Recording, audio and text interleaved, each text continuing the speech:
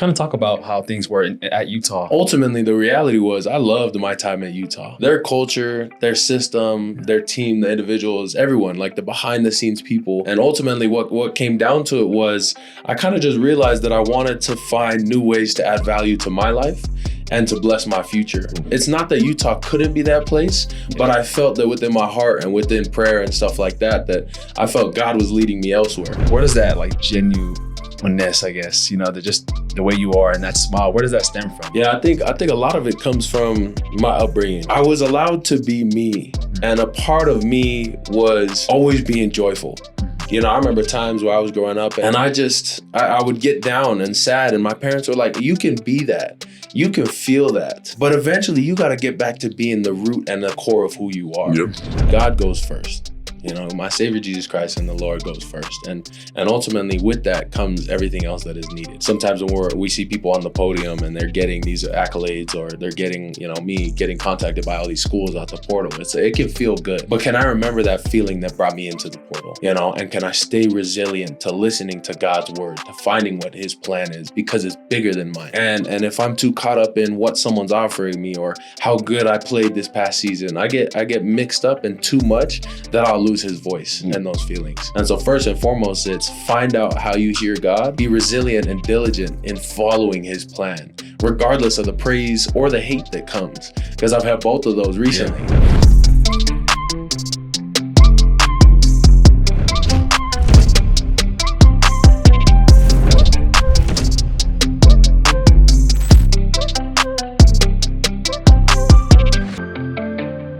What's up, guys? It's Hinckley, Ropati, your host. And this is Etienne, your co-host. And we're here with another episode of Inside the Y with Center Street Media. And we got our guest here, Keanu Tanuvasa. Everybody give it up for Keanu. Appreciate you for giving us some time, man, out of your busy schedule. Just a big shot, you know what I mean? Yeah, so when he said yes to us, we were super excited to shoot this episode. And just to get to know you, man, like I said before, obviously, you know, Cougar Nation, they spoken and they're super excited about obviously you coming here and kind of your whole journey and things of that sort. And we kind of just want to, I guess, give a quick background of who you are as a person, right? And so obviously you're from Mission Viejo. Correct. It's actually a really good school back in California. So I'm from California, Downey. Okay. California, not too far. Mm-hmm. And so I actually got a couple family who went to Mission Viejo. Got a little cousin who plays running back over there right now, actually, and things of that sort. So I'm familiar with the area, but kind of talk about your upbringing in Mission Viejo, you know what I mean? Life as Keanu Tanuvasa, you know, growing up there. Talk about family life and things of that sort, and kind of how you got into sports in the first place. Yeah, so I mean, initially, we're from Chino Hills, our claim to fame, the Ball brothers. Yeah, Chino Hills. The Inland Empire. We played on. We actually were on one of the Ball brothers teams, LaMelo. We played as a young club team. No way. I wasn't, you know. Nah, that's pretty dope. Not as good as him, you know. That's why I took a different path to play football. But we grew up in Chino Hills. I'm number 4 of 5 kids. Okay. So it's always been a sports household. Yeah. My 2 older sisters, volleyball and soccer. Okay. And then the 3 boys, basketball and football. Let's go. So we grew up playing that, competing. That's kind of where that, you know, you guys know, come from siblings. That's where that fiery competition comes from. Had that growing up, and then we moved to Mission Viejo, not just for like the opportunities at the school and the purposes there, but family. My grandpa had just passed away, so we was living right next to my grandma, taking care of her, which was nice. That's nice. Mission Viejo, you know, I just love that school. Great connections, great ties, great culture. Yeah. So that was kind of just a little rough draft of what my upbringing was like in relation to sports. So, like, did you always play football? Was football always, like, your main sport? You say you played basketball, obviously. Mm-hmm. Were there other sports you played growing up? And then how did you kind of, like, just ended up being football was your thing? And how did that happen? So, I think football was always kind of the main priority. Okay. But obviously, we played other sports. You know, I think the connection of different skills leads to being a better football player. Right. Yeah. And so we played basketball. We would play soccer. You know, our big bodies running around on the soccer field, running people over. I was never into baseball. I was never good at that. I couldn't. I mean, I went to the batting cages when I was like 16. I couldn't even hit like a 50-mile-per-hour ball. So I suck at baseball. Put that away. Yeah, I'm good. Yeah, I was good on that. And a little bit of rugby, just that physicality, that, you know, tackling technique was needed. Yeah. Heck yeah, bro. That's good, man. I mean, I don't know. A lot of people don't know this. So Keanu Tanuvasa actually served his mission in my YSA award when I first got here to BYU. So it was my first year here. I think that was back in 2021, and you were just leaving. You're towards the back end of your mission. Do you remember that? Correct. And you were in our ward, and I actually had a conversation with Keanu, and I remember he was talking about he's gonna play ball afterwards. Like, oh yeah, where you gonna play afterwards? And he was telling me, he's like, oh, I'm going up at the U. I'll be at the U after this. I was like, oh, you're gonna be at the U? Okay, heck yeah, let's go. And I remember, I just remember having that conversation, and then all of a sudden, like obviously months later, when you're done your mission, you were there. So I wasn't surprised, like to see you over there playing. And then to see you ball and do your thing over there, bro, it was super cool to see, man. You know what I mean? And obviously we got similar social circles, you know what I mean? So I've always see you here and there and stuff like that. But kind of talk about how things were at Utah, you know what I mean? And then I guess having to make that decision to enter the transfer portal and things of that sort. So I loved my time at Utah. A lot of people could sometimes get this misconception that I was wronged or I had hurt feelings, which is why I left, or, for external reasons like NIL and stuff like that. Yeah. And ultimately, the reality was I loved my time at Utah. Yeah. Their culture, their system, their team, the individuals, everyone, like the behind the scenes people, just great people all in all. Yeah. I built some lifelong relationships there with people, my trainers, the equipment staff, my coaches that have blessed my life, developed habits. I was there for 3 years. And I was able to build kind of a stock, this attitude, this demeanor that helped me realize more of who I was over there. Right. Not just on the field, but off the field, as a leader, as someone who wants to learn, as a follower, all of those things. And so my time there was spent to the best of my ability, and I say that it reciprocated everything that I wanted. And ultimately, what came down to it was I kind of just realized that I wanted to find new ways to add value to my life and to bless my future. And it's not that Utah couldn't be that place, but I felt that within my heart and within prayer and stuff like that I felt God was leading me elsewhere. Yeah. And so a part of that process was figuring out where that was. And so when I got my contract to come back for the second year at the U, I just found it a struggle to sign it because I felt like there was something tugging me elsewhere. Mm-hmm. I couldn't tell what that was. And it wasn't any specific university. It was just God had a plan for me, to be somewhere else or to at least learn something new. If that was to enter the portal and then go back to the U, then so be it. But maybe he was just testing me. Yeah. So up to that point, a lot of struggles, and then by the time I put my name in the portal, everything just went, completely insane. Yeah. There was a lot of wins, completely boisterous, all that stuff. Yeah. It was just a very hectic time. But I stayed true to what I felt, regardless of what the outside noise was saying. Yeah. I just stayed true to that. I felt that there was a plan for me somewhere else. Yeah. And now I'm so blessed to be here. Being at BYU every day, I was telling Kayla right before the shoot that I just feel like I'm defining more of who I am here. Mm-hmm. I'm reaching new levels. And it's only been, 2 weeks that I've been a part of the program. Yeah. But I feel at home. I feel not satisfied. I feel grateful to be where I'm at and like I'm following that initial feeling to enter the portal. Yeah. When you enter the portal, you actually had like schools on schools coming after you. I mean, you had big time programs from the Big Ten, you know what I mean, and so forth, SEC. So how was that decision? Like, kind of, was it like you said, it was really just trying to stay true to who you are. Mm-hmm. You know what I mean? What you've decided, the reason why you went into the portal in the first place. Mm-hmm. And so what stuck out to BYU for you that made you kind of like, okay, this is where I need to be?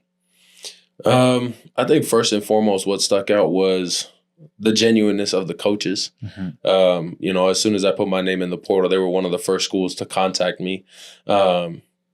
But it was very similar to how I was contacted in high school. And it was, hey, we want to support you. We want to bless your career. But we have all these other things as well to offer you. We know you're a football player. And that's one of my biggest things is I am a football player and I love being a good football player. Mm. But when I talk to people, I want to be more than that. I want to be a man. I want to be, a friend, all of those things. And don't let football define who you are, right? Absolutely. Yeah. Because it ends. Yeah, exactly. And nobody that's going through something just needs a football player. Yeah. They need a man that's willing to be there as a friend. And so seeing BYU treat me in that fashion, other coaches did as well, but they're, intentional focus to treat me with that manner and in that fashion was something that stuck with me through every other conversation. Like, oh, this coach is just talking about football. Like, man, I got a wife, I got a future, I got kids that I'm going to raise eventually. And all of these things that I want to be blessed down the line. And so along with a lot of other things, that was one of the main points of why BYU felt just like home to me. Yeah. Thanks. Dude, I think that's awesome because I feel like that's kind of the same reason a lot of us were drawn to BYU. It's the family aspect of things. You know what I mean? I feel like a lot of us, we have not just aspirations for on the field, you know what I mean, and goals that we want to achieve on the field, but more importantly, the things that we want to do off the field, you know what I mean? And I think for me personally, that was the reason why that I really wanted to come to BYU and I chose BYU was because of that very reason, right? It's because I know I can grow not only as a player, but more importantly as a man of God and things of that sort. You got a lot of changes happening in your life, obviously with, transferring and things of that sort. But now you know what I mean? You got a fiance, right? You just proposed. How long ago was that? 2 weeks ago. 2 weeks ago? Just under 2 weeks. That's crazy, bro. So talk about that, bro. Like, you know what I mean? Now that you're with that change of, obviously with the fiance, how does that change your perspective on, you know what I mean, how you approach the game and things of that sort? I think the second that you realize that you're providing for more than yourself, you have a greater drive to fight for things. I've realized that a lot of times I did things growing up and the pursuit of getting to college first was, I want an opportunity to showcase my skills, to get to the NFL, to then make money and to be able to give back to my mom, my dad, take care of my siblings, all of those things. Now being able to do that in college, making money is another insane level. But regardless of that, it comes down to, every day that you train, every day that you wake up and you battle those things, when you have someone else that's on your back, it may feel like there's more of a load, like it's heavier to carry, but it's also more of a motive, and with that comes a stronger drive, a willingness to pursue and push for more new levels. And having her by my side is everything, because she's not just a rock and a foundation, but she's also a passion and a pursuit and a certain level of motivation that I've never had before. And along with that comes the dreams of having a kid with her one day and those things. And it's like, man, I want my kids, I want them to know that I can be at your recital because I'm not working a 9 to 5. I could be at your game. I can do these things because I paid the price now. And she's just a glimmer of a glance into that future. And that's a driving factor for sure. Sheesh, man. I love that, bro. I like that too. You got me fired up right here, bro. I got a 3-month-old at home right now. We're gonna be 4, and I can tell you this much, bro. It's one of the best experiences being a father. You know what I mean?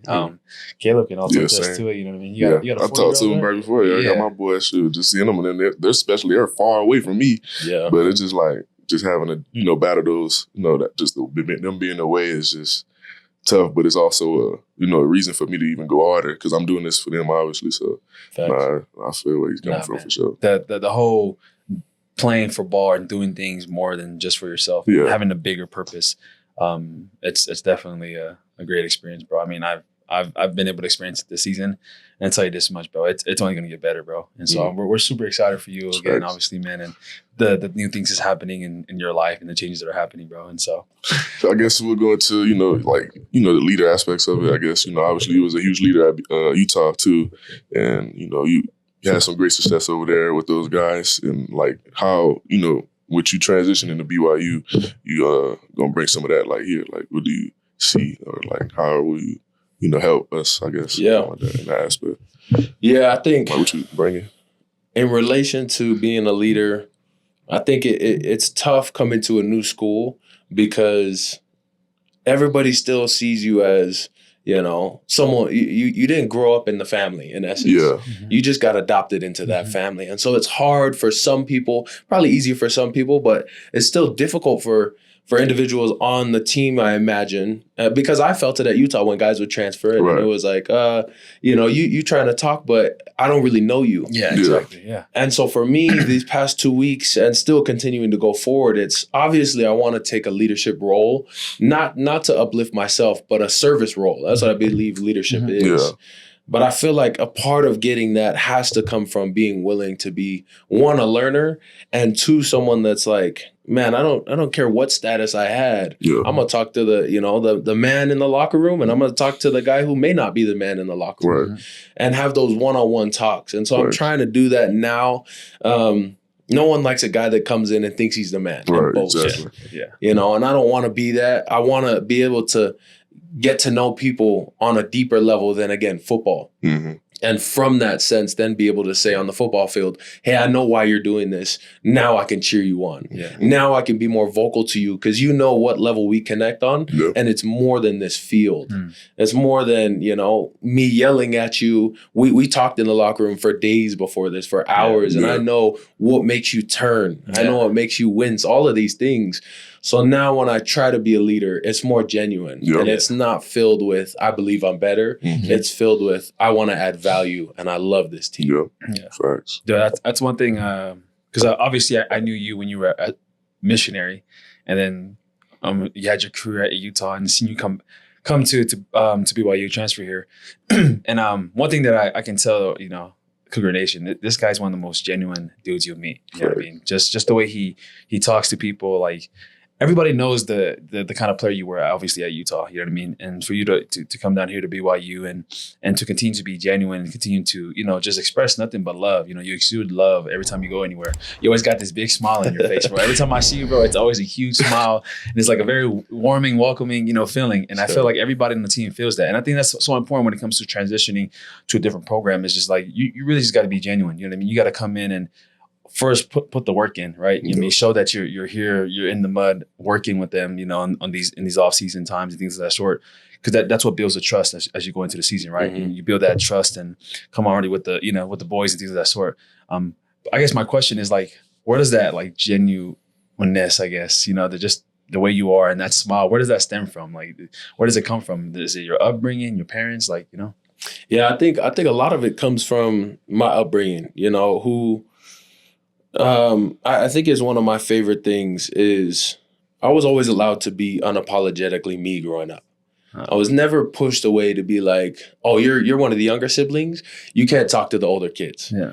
Oh, you have a feeling. You can't say this to your parents. You can't, like, it was never out of a disrespectful manner. Obviously, there were still rules and you'd still get, punished in those things. But I was allowed to be me. Mm-hmm. And a part of me was always being joyful. Mm-hmm. I remember times where I was growing up and I would get down and sad, and my parents were like, you can be that. You can feel that. But eventually you got to get back to being the root and the core of who you are. Yep. Mm-hmm. And the root and core of who I am is a passionate and joyful person. Yep. I love to love. I love to have fun, and I love to be me. And allowing that transpired from, obviously, my parents creating an environment that allowed me to be me, and then my siblings allowing me to grow and not shunning me like, oh, you're one of the younger kids. You just got to fall in line, Mm-hmm. And I think since then, I've been blessed to just constantly find mentors and people and environments like BYU that allow you to be you. Yeah. Some if I transferred to some other schools, potentially, I'm not saying I've been there, so I wouldn't know for sure, but potentially it's, get in the line. Yeah. And it's still that way at BYU, but it's get in line, but be yourself. Yeah. Mm-hmm. And so growing up with that and now being where I am, man, I love to smile. I love to be me. Yes, sir. That's awesome, bro. That's super dope, dude. So I guess right now, just obviously we know that everybody knows the type of player you are and the things you made. I think back to the Utah BYU game, you know what I mean? And me and LJ talk about this all the time. But the most consistent thing that entire game was Tanuvasa in the backfield, or Tanuvasa creating havoc. And I remember I was just so frustrated with this dude. I was like, dude.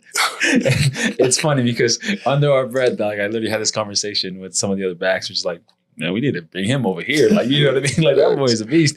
And I kid you not, every time I got the ball, it's this dude swallowing me up. Pause. But yeah, you know what I mean? And literally, in the backfield, creating havoc. And I'm just like, dude, like, this is so annoying. But you know what I mean? I mean, that's the testament to the type of player you are and the tenacity you play with. You know what I mean? And so I guess talk about, like, what goes into, like, through your mind when it comes to, because you're a completely opposite person on the field. You know what I mean? You're just joyful, smiley, very welcoming, happy guy off the field. Yeah. You know what I mean? And then you come to the field and it's like, what a jacket. Like, what the heck? You know what I mean? This dude's pushing me down. Like, you know what I mean? Throwing me out the way after you tackle me. Like, what, like, I guess, like, what goes through your mind? Like, you know what I mean? Preparing for a game and when you're in there making plays and things of that sort. Yeah, I think at a very young age, my dad taught us, man, you got to have a switch. Yeah. I got to be one way off the field. Keanu Tanuvasa can handle who he is off the field. I can handle, you know, getting engaged. I can handle school. I can handle all those things. But who I become when I'm on that field, I want to be notorious. Yeah. I want to be, you know, someone that's dominant. Yeah. You know, there is no more nice guy. You know, that my brothers are the guys who are in the game with me. Yeah. Everyone else who lines up across from me, you're taking away from my mom, from my kid, you know, my future kids. You're taking away from all of these opportunities that I've sacrificed for the last 17 years training. You know, and so it's not. There's no hate. There's just a level of you're in my way. Yeah. You know, and if I felt it for sure. And if I gotta, you know, be a little bit of a punk, then I'm gonna be a punk. Yeah. But that's what allows me to be me. Yeah. After the game, it's all love. Yeah. You know, that helmet comes off, that switch flips back. Hey man, I'm grateful for the opportunity to compete. Yeah. You know, and I think people saw that. I was, you know, hugging people on the team. I was a little broken. Sad after that game because I gave everything to it. Yeah. But it's still love. And so a part of that is just that switch is huge, man. I love, you know, Kobe Bryant had the same mindset going into it. And that's one person that I study all the time. And he's like, I became that Black Mamba. Yeah. That's who I was on the court. When I left, I could be Kobe and I could deal with everything else. But you have to become that. And so I'm excited for this team. You know, I think everybody carries that level of love. Yeah. And I love training now because I'm like, oh, these guys are nice. Yeah. You know, they love to work. Yeah. They love to love like I do. But I know what it was like to compete against them. Yeah. So I know when that helmet comes on, they become just like I do. They become something else. Right. So I think that's just the demeanor. And I love that BYU has that. Yeah. Well, I'll just say this much, bro. I am very happy that you're now on our side of the ball. Facts. And I could go against you double team now. So, because I'll tell you right now, man, it's a whole different experience when you're playing against this dude. But you know, to be able to wear the same color as you, bro, it's gonna be fun, man. Obviously everybody's excited and things of that sort. And so, I guess the next question we go into, like, we have a lot of young viewers and people who are trying to basically walk in the footsteps we've done. You know what I mean? Trying to basically be successful in whatever field they're trying to be in, right? And so what kind of advice you would give to the younger generation or to people who are probably pursuing, trying to be great and things of that sort? What would you tell them? I think you guys can back me on this. And what that is if you fail to plan, you plan to fail. I think at a young age, I just remember my mom and dad had me write a letter to myself as a senior in high school. So when I was in 7th or 8th grade, I wrote a letter to myself as a senior. And I said, man, I'd love to be 6'4", all very detailed. Like you have to be very detailed. You can't be general. I want to be the greatest. Well, the greatest in what? How good do you want to be at that? Yeah. How long would you like to be the greatest for? All of these things, would you like to just be the greatest individual player or do you want to be someone that elevates team play? And so at this very young age, they're asking me these questions and I'm writing this letter that I gave it to them. They hid it from me for years. I forgot about it. I didn't even remember that letter, and I get it back my senior year. My senior year, I'm 6'4", I'm 270. I got 20 plus offers. I'm deciding to go serve a church mission. What I wrote down on that paper, I had paid the price to sacrifice sometimes hanging out with friends, all of these things I had committed to at the time, my dream school, the University of Utah, all of these things that I'd written down that I had planned for. People were surprised by it. They're like, man, this kid when he was growing up, he was a little chubby, he was a little, all these things. We didn't know he was going to be this. Right. And it didn't surprise me because I planned for it, And so for these kids that are growing up, it doesn't matter what the environment around you is saying. And that's difficult to say because we all tend to want to be loved by what's around us, but I would say if they can get down, write down what they want, take pictures, create a vision board, whatever the case may be detailed about their life. I think you guys can agree that that's what blesses you the most. Yeah. When you sit down and tell yourself, this is what I'm going to do, and I'm going to work every day to that goal, you're you're planning to be great. You're not failing to plan, which means you're planning to fail. And that's probably the best advice that I could offer a kid. Yeah. Dude, I love that, man. Facts. Details, man. It's all in the details, right? And I think a lot of times, especially like obviously in our field of work, in any field of work, I feel like the more detailed you are, obviously, the more successful you'll be. You know what I mean? You're focusing on those details, because that's where the big things happen, right? I mean, I think of the scripture where it goes like, it's through small and simple means are great things brought to pass, right? And so as we continue to focus on those small details, you know, the bigger things will be taken care of. You know what I mean? When you get to the game, you know what I mean? We're not worried about making the big play. We're just doing our job, because the big plays will come, you know what I mean? Things of that sort. And so, hey, I love that, man. That's a great advice, man. Some gems, freaking Tanuvasa is dropping right now for y'all, man. Seriously, take notes. What's your game day routine like? You know, like, how do you mentally prepare for, you know, getting ready for a game, I guess, or whatever? Yeah. I guess, are you also like are you a big ritual guy? Yeah, certain rituals you have to get done. Is there like, are you superstitious? Everybody has different way to prepare for the game, right? Yeah. I think initially, man, and this is one thing that I've developed over the years of playing in college ball. And in high school, I was a little bit too intense. I would see myself listening to these, you know, Ray Lewis talks. I would wake up in the morning and I was jacked up early in the morning. I was like, man, I got to calm down. My game's at 7 o'clock. So I was the whole day, man. I was at school, I had my earphones in. Everybody knew, don't talk to New on this day, man. I don't care who you were. I still loved you as a person, but I knew I was thinking about that game all day. Facts. Dang. And so now it's developed a lot more to the point where I realize I want to peak at the right time. So it's I wake up and the first thing I do, one thing I love is being still. That meditation aspect, I got to feel where I'm at. If I'm a little too down, like I slept like a rock, you know, and now I'm waking up and I feel slow, I'm going to get myself juiced up a little. I'm going to listen to, you know, some 90s, some 80s R&B, stuff like that. So I feel upbeat and happy. If I already know I'm excited for this game, I'll listen to some reggae music. Mellow out a little bit. Yeah, some Bob Marley. Switch it up. Stuff like that. So I try to just be receptive of what my body's energy is. And then throughout the day, you know, maintaining a good, passionate pace, being upbeat around the team, happy, you know, all of these things. By the time we get to the arena, that's when the real show starts. That's when the headphones and the intensity comes out. That's when that passion is building and it's turning. And it's not complete aggression yet, but it's building and I can feel it. And I'm glad that the team's on the other side because I can see them. And it's like, oh, you have no idea what you're about to get hit with. You know, and slowly, and then by the time that helmet comes on for the last time before it comes off at the end of the game, then it's, now let me break free. Now let me be ultimately as intense as I can be, as great of a leader, you know, mentally focused as I can. And let me just go hit everything that's in front of me because it's in my way. Facts. Dang, I love that, bro. That's huge, for real.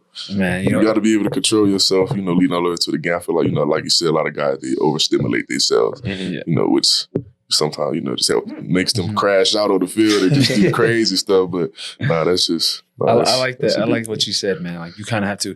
You respond to the way your body feels. You know what I mean? And I feel like especially, you know what I mean, trying to do this as a professional, you know, athlete, you know what I mean? You got to be really in tune with, you know, your mental. Facts. You got to know yourself body, because I was the same way, you know what I mean? And in high school, I felt like I had to always get like super psyched up. So then when I get out there, you know what I mean? I'm coming off of this buzz, this energy. But then as you get to this level where everyone's fast, everyone's strong, everybody is, you know what I mean?